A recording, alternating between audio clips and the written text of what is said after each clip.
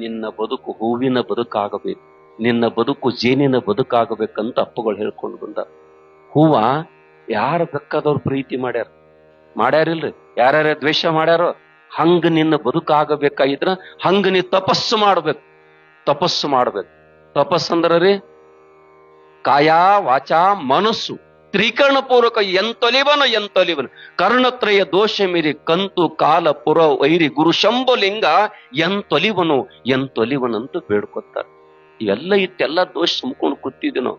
ತ್ರಿಕರಣ ಪೂರ್ವಕವಾಗಿ ಶರೀರದಿಂದ ಪಾಪ ಆಗೈತಿ, ನಾಲಿಗೆದಿಂದ ಪಾಪ ಆಗೈತಿ, ವಾಣಿ ಅಂತ ಕರೀತಾರ, ಕಣ್ಣಿನಿಂದ ಪಾಪ ಆಗ್ಯಾವಿಲ್ಲ. ಇವೆಲ್ಲ ಸುದ್ದಿ. ಅದಕ್ಕೆ ಹೇಳ್ತಾರ ಎಂತೊಲಿವನು.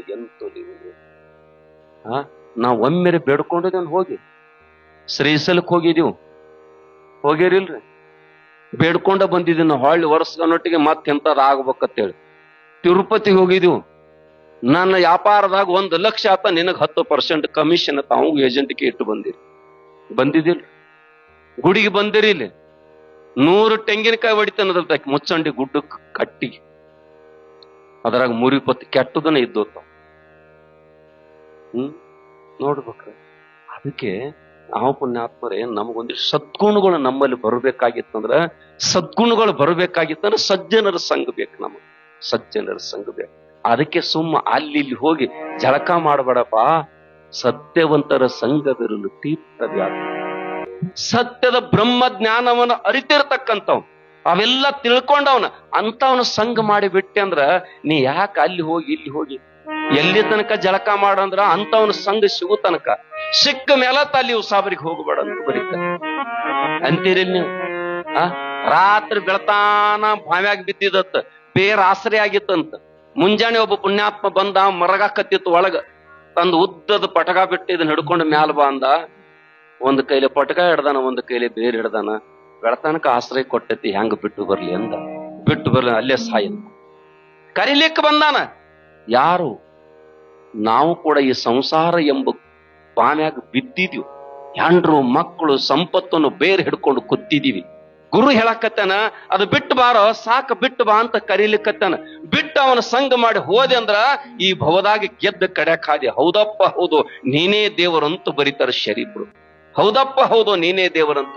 ಯಾವಾಗ ಬಿಟ್ಟು ಬಂದಿ ಅಂದ್ರ ಮತ್ ಬಿಡದ ಬರ್ಲಿಲ್ಲ ಅಂದ್ರ ಅದಕ್ಕೆ ಹೇಳ್ತಾರ ಸತ್ಯವಂತರ ಸಂಘವಿರಲು ತೀರ್ಥವ್ಯಾತಕ್ಕೆ, ನಿತ್ಯ ಜ್ಞಾನಿಯಾದ ಮೇಲೆ ಚಿಂತೆಯಾತಕ್ಕೆ ಬಳಸ್ಯಾರ. ಹೌದಲ್ರಿ?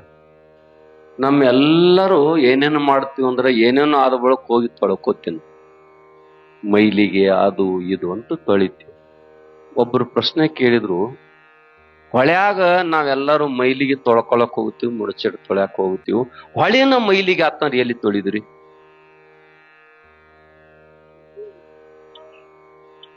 ಹೌದಲ್ಲ? ಗಂಗಾ ಜಮುನಾ ಸರಸ್ವತಿ ಬಂದು ನಿಂತಿರತ್ತು. ಕಟ್ಟು ರೂಪ ನೋಡ್ಬೇಕವ್ರದ್ದು, ಅಕ್ಕರಾಳ್ಬೇಕಾದ್ರೆ ಪುಂಡಲಿಕ ಕಾಶಿಗೆ ಹೋಗುವಂತ ಸಂದರ್ಭಗಳು. ಇವ್ರು ನೋಡಿ ಸರಿ ಅಂದಂಗಿದ್ದತ್ತ. ನೀವ್ ಯಾರ ಅಂದ? ನಾನು ಗಂಗಾ ಜಮುನಾ ಸರಸ್ವತಿ ಗಂಗಾ ಅಂತ ಹೇಳಿದ್ರು. ನಿಮ್ ರೂಪ ಹಿಂಗ್ಯಾಕಾಗೈತಿ? ಜಗದಾನ ಮಂದೆಲ್ಲ ತಮ್ಮ ಹೊಲಸ ತಂದು ತೊಳೆದ ಹಿಂಗಾಗೈತಿ. ಮತ್ ಇಲ್ಯಾಕ ಬಂದಿರಿ? ಇಲ್ಲಿ ಬಂದ ಬಳಕ ಶುದ್ಧ ಆಗೋ ಸಲುವಾಗಿ ಬಂದದ್ದು ಗುರುಪಾದೋದಕ ಅಂತ ಬರೀತಾರ ಬಂಧುಗಳೇ. ಅದಕ್ಕೆ ಗುರುಪಾದ ಪೂಜೆ ಮಾಡಿರು ಅಂತ ಬರ್ತಾರ ಬಂಧು. ಗುರುನಾಥನ ಪಾದದೊಳಗ 3 ಲೋಕ ಅಡಿಗೈತಿ ಅಂತ, ಹೆಬ್ಬಟ್ಟಿನೊಳಗ ಅಗ್ನಿ ಐತಿ ಅಂತ, ಸುಡತಕ್ಕಂತ ಶಕ್ತಿ ಐತಿ ಅಂತ. ಅದಕ್ಕೆ ಬಂಧುಗಳೇ, ಈ ನದಿಗಳೆಲ್ಲ ಮೈಲಿಗೆ ಆದ್ರೂ ಎಲ್ಲಿ ತೊಳೆದಿರ್ತಕ್ಕಿದ್ರೆ ಗುರುವಿನ ಪಾದ ನೋಡ್ಬೇಕಾರ. ಅದಕ್ಕೆ ಈ 12 ವರ್ಷ ಕುಂಭ ಮೇಳ ಮಾಡ್ತಾರಿಲ್ಲ, ಅಲ್ಲೆಲ್ಲ ಮಹಾತ್ಮರು ಬಂದು ತಮ್ಮ ಹೆಬ್ಬಳದ್ರ ಎದ್ದು ಬೇಕಂತ ಪವಿತ್ರ ಆಗ್ತದಂತೆ ಇಟ್ಕೊಂಡು ಬಂದಾರ. ಅದಕ್ಕೆ ತೀರ್ಥ ವ್ಯಾತಕ್ಕೆ ಅಂತ ಹೇಳ್ಯಾರ.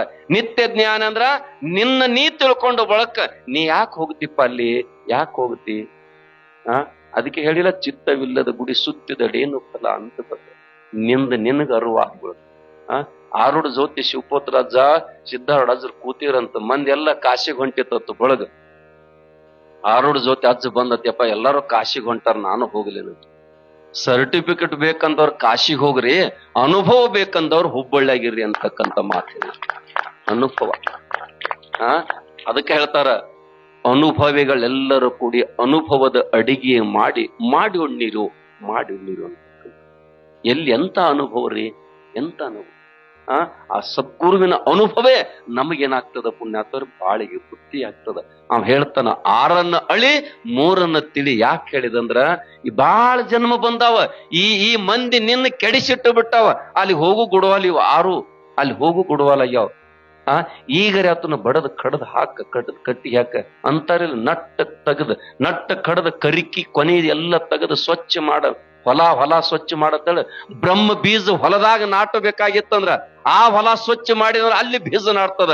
ಈ ಹೊಲ ಸ್ವಚ್ಛ ಮಾಡಿದೆ ಅಂದ್ರ ಪುಣ್ಯಾತ್ಮರ ಕಾಮ, ಕೋದ, ಮದ, ಮಚ್ಚರ, ದಮಹಂಕಾರ ಅಂತಕ್ಕಂಥದ್ದು ಕರಿಕೆ ಎಲ್ಲ ಹೊರಗ ತೆಗೆದೊಗದು ಒಳಗ ಪುಣ್ಯಾತ್ಮರ ಬ್ರಹ್ಮ ಬೀಜ ನಾಟ ಸಂಘ ಹೊಲ ಹಸನು ಮಾಡ್ಲಿಕ್ಕ ಇಲ್ಲಿ ನೇಗಿಲ್ ಯಾವ್ದು ಸದ್ಗುರುನಾಥನ ಪುಣ್ಯಾತ್ಮರ ಅನುಭವ ಜ್ಞಾನ ಎಂಬ ನೇಗಿಲಂತ ಕರೀತಾರೆ.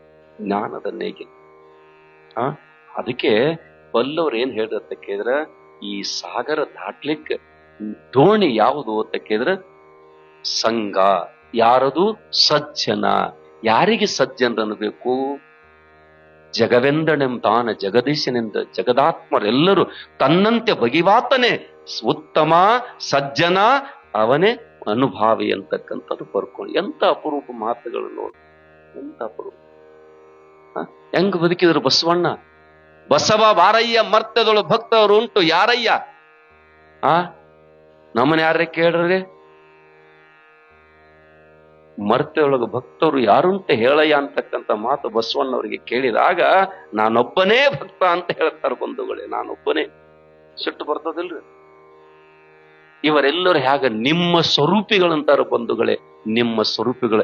ಅದಕ್ಕೆ ಭಗವಂತನ ಮುಂದೆ ಕುಂತ ಏನ ಬೇಡ್ಕೊಂಡ್ರಂದ್ರ, ಇವನಾರವ ಎಂದೆನಿಸದಿರು, ಇವ ನಮ್ಮವ ನಿಮ್ಮ ಮಹಾಮನೆ ಮಗನೆಂದೆನಿಸು ಕೂಡಲ ಸಂಘ. ಇಷ್ಟು ಸಣ್ಣ ಬುದ್ಧಿ ಕೊಡಬೇಡ, ಎಂತ ಬುದ್ಧಿ ಕೊಡ, ವಿಶಾಲ ಮತಿಯನ್ನ ಕೊಡು. ಅವನೇ ಸಜ್ಜನ. ಇವತ್ತು ಪುಣ್ಯಾತ್ಮರು ವಿಶ್ವ ಗುರು ಆಗಲಿಕ್ಕೆ ಅವರೇ ಕಾರಣ ಅಂತ ಹೇಳ್ತಾರೆ. 900 ವರ್ಷ ಆಗ್ಯಾವ ಬಸವಣ್ಣನ ಹೆಸರು ಜೀವಂತ ಉಳ್ದಾವ್. ಯಾಕೆ ಉಳ್ದಾವಂದ್ರ ಅವ್ರು ತಿಳ್ಕೊಂಡ್ರು, ಅರಿತ್ರು. ಅಲ್ಲಮರು ಬಂದು ನಿಂತಾರ ಮುಂದ, ರಾಜ್ಯ ಬೊಕ್ಕಸದ ಲೆಕ್ಕ ಬರೆಯಾಕತ್ಯಾರ. ಅಲ್ಲಮರ ಕಡೆ ಕಣ್ಣೆತ್ತಿ ನೋಡಿಲ್ಲ. ಆ ರಾಜ್ಯದ ಲೆಕ್ಕಪತ್ರ ಮುಗದ ಬಳಿಕ ಆ ದೀಪ ಆರಿಸ್ರಂತ ಮತ್ತೊಂದು ದೀಪ ಹಚ್ಚಿದ್ರಂತ. ಅಲ್ಲಮರಕ್ಕೆ ಅದನ್ಯಾಕ ಆರಿಸಿ ಇದನ್ಯಾಕ ಹಚ್ಚಿ, ಇದು ಖಜಾನಿ ಖರ್ಚಿಂದ ಐತ್ರಿ, ಅದ್ರ ಲೆಕ್ಕ ಮುಗದೈತಿ, ಅದಕ್ಕೆ ಅದನ್ನ ಆರಿಸಿನಿ, ಇನ್ನು ನಂದು ವೈಯಕ್ತಿಕ ಚಾಲು ಆಗಿತ್ತು, ನನ್ನ ಶ್ರಮದ ದೀಪ ಹಚ್ಚಿನಿ ಅಂತ ಹೇಳ್ತಾರಂತ. ಹಂಗ ನಾವ್ಯಾರೇ ಮಾಡಿದ್ವೇನ್ರಿ? ಎಲ್ಲರೂ ಗ್ಯಾರಂಟಿ ಬೆಣ್ಣು ಹತ್ತಿ ಬಿಟ್ಟಾರ, ದೇಶ ಯಾವಾಗ ಮಾರ್ತಾರ ಅನ್ನೋ ಚಿಂತೆ ಐತಿ. ಮುಂದ ಪರಿಸ್ಥಿತಿ ರೀ ಹಿಂಗಾದ್ರ ಬರುದು ಬೇಕಲ್ಲ. ಅದಕ್ಕೆ ಬಂಧುಗಳೇ, ನಾವು ನಾಳೆ ಮುಂದಿನ ನಮ್ಮ ಮಕ್ಕಳಿಗೆ ದೇಶದ ಗತಿ ಏನಂತಕ್ಕಂಥ ಆಲೋಚನೆ ಮಾಡತಕ್ಕಂಥದನ್ನ ಅಂದೇ ಬಸವಣ್ಣ ಚಿಂತನೆ ಮಾಡಿ ಮುಂದಿನ ಪೀಳಿಗೆಗೆ ಹೇಳಿ ಹೋಗಿರತಕ್ಕಂಥವ್ರು. ಇವರೆಲ್ಲರೂ ಸಜ್ಜನರ ಲಿಸ್ಟಿನ್ಯಾಗ ಬರ್ತಾರೆ. ಸಜ್ಜನರ ಲಿಸ್ಟಿನ ಎಂತ ವಿಚಾರ. ಅಂಧ ಹೆಣ್ಣು ಮಗಳಿಗೆ ಸಮಾನತೆ ತಂದು ಕೊಟ್ಟ ಪಾರ್ಲಿಮೆಂಟ್ ಅಂದ ಬರದಾರವ್ರು.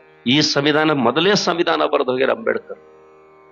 ಬಸವಣ್ಣರು ಸಮಾನತೆ ಅಂತಕ್ಕಂಥ, ಸಮತೆ ಅಂತಕ್ಕಂಥದ್ದು. ಅದಕ್ಕೆ ಬಂಧುಗಳೇ, ಅದೆಲ್ಲ ನಮಗ್ ಸಿಗ್ಬೇಕಾಗಿತ್ತಂದ್ರ ನಾವು ನಿತ್ಯ ಯಾರ ಜೊತೆ ಬೆರಿಬೇಕಂತ ಕೇಳಿದ್ರೆ ಒಳ್ಳೆಯವ್ರ ಜೋಡಿ ಇರ್ರಿ, ನಿಮ್ಗೆ ಒಳ್ಳೆತನನ ಸಿಗ್ತದೆ. ಕೆಟ್ಟದಂತೂ ಕೆಟ್ಟರು ನೋಡ್ಬೇಕ್ರ. ಸದ್ಗುರುವಿನ ಸಂಘಾಟನೆ ಹೋದಾಗ ನಿಮಗೂ ಪಾದ ಪೂಜೆ ಸಹಿತ ನಡೀತಿ, ನಮಸ್ಕಾರ ನಡಿಲಕ್ಕತ್ತದ, ನಿಮಗೂ ದಕ್ಷಿಣ ಕೊಡ್ಲಕ್ಕತ್ತಾರ, ಗುರು ಏನ್ ಉಣ್ತಾನ ನಿಮಗೂ ಉಣಸ್ಲಕ್ಕತ್ತಾರ ಅಂತಾರಿಲ್ಲ. ಅರಿಸಿನ ಹಚ್ಚಾರಿ, ನೀವು ಅರಿಸಿನ ದಂಡಿಗೆ ಔಳಿ ಗಿಡ ಹಚ್ಚಾರಿ, ಚೊಗಚೆ ಹಚ್ಚಾರಿ, ನೀರ್ ಎದಕ್ ಹಾಸ್ಯಾರಿ? ಅರಿಸಿನ ಕಾಸ್ಯಾರಿಲ್ಲ. ಮತ್ತ ಅವೆಲ್ಲ ಬೆಳೆದವಲ್ಲ. ಹಂಗ ಸದ್ಗುರುವಿನ ತೋಟ ಒಮ್ಮೆ ಮಾಡಿ ನೋಡ ಸದ್ಗುರುವಿನ ತಾಟ, ಪಂಚಾಮೃತ ಊಟ ಸಿಗ್ತತಿ ಅಂತ ಹೇಳ್ತಾರ. ಅದಕ್ಕ ಸದ್ಗುರು ಅವನಿಗೆ ಸಜ್ಜನ್ ಅಂತ ಕರೆದಾರ. ಮನುಷ್ಯ ಜನ್ಮಕ್ಕೆ ಬಂದ ಮೇಲೆ ನಾವು ಪುಣ್ಯಾತ್ಮರಿ ಗುರುವಿನಿಂದ ಹಸ್ತ ತಲೆ ಮೇಲೆ ಇಟ್ಕೋಬೇಕು. ಮಸ್ತಕ ಸಂಯೋಗ ಆಯ್ತು ಅಂದ್ರ ಅಲ್ಲಿ ಬದಲಾವಣೆ ಆಗ್ತದ. ಎಂತಾದಿದ್ರು ಬದಲಾವಣೆ ಆಗ್ತದ. ನಿಮಗ ಗೊತ್ತೈತೆ ಪುಣ್ಯಾತ್ಮರೇ, ಎಂತಾದ ಕಲ್ಲೈತೆ ಅಡವ್ಯಾಗ, ಮೂರ್ತಿ ಕೆತ್ಯಾನ, ಮೂರ್ತಿ ಆಗ್ಯದ, ಗುಡಿಯಾಗ ದೇವರ ಅನ್ಸ್ಕೋಬೇಕಾಗಿತ್ತಂದ್ರ ಅಂತಃಪಸೃಪ್ತಿ ಬ್ರಹ್ಮನಿಷ್ಠ. ಅದಕ್ಕ ಜೀವಕಾಳ ತುಂಬಕ್ಕಂತಾರ ನೋಡು, ಜೀವಕಾಳ ಅಂತಾರಿಲ್ಲ. ಶಾಂತನ ಮಂತ್ರ ಓದಿರ್ತಾನ, ಏನೆಲ್ಲ ಪೂಜಾ ಮಾಡಿರ್ತಾನ, ಒಳಗ ದೇವರ ಅನ್ಸ್ಕೋಬೇಕಾರ ಅಂತಪ್ಪ ಶ್ರೋತ್ರಿ ಬ್ರಹ್ಮನಿಷ್ಠ ಗುರುವಿನ ಹಸ್ತ ಅದಕ್ಕೆ ಬೇಕಂತ. ಯಾಕ ಬೇಕಂದ್ರ ಈ ಹಸ್ತ ಸಿದ್ಧಿ ಆಗಿರ್ತದ, ಸಿದ್ಧಿ. ಸಜ್ಜನ ಸಿದ್ಧಿಯನ್ನು ಮಾಡ್ಕೊಳ್ತಾನ, ಮನಸ್ಸು ಸುದ್ದಿ ಇಟ್ಟುಕೊಂಡಿರ್ತಾನ. ಸಿದ್ಧಿ ಅಂದ್ರೆ